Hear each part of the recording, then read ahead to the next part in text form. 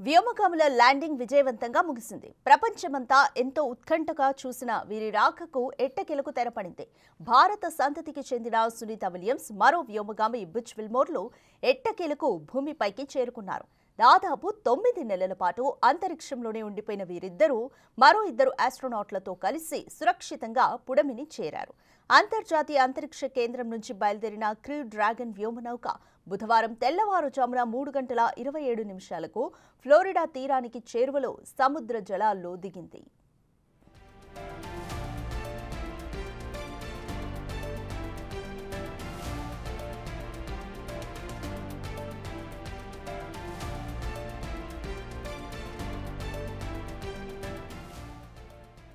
గంటకు 17,000 మైళ్ల వేగంతో భూమి వైపు ప్రయాణించిన డ్రాగన్ క్యాప్సూల్ క్రమంగా వేగాన్ని తగ్గించుకుంటూ వచ్చింది.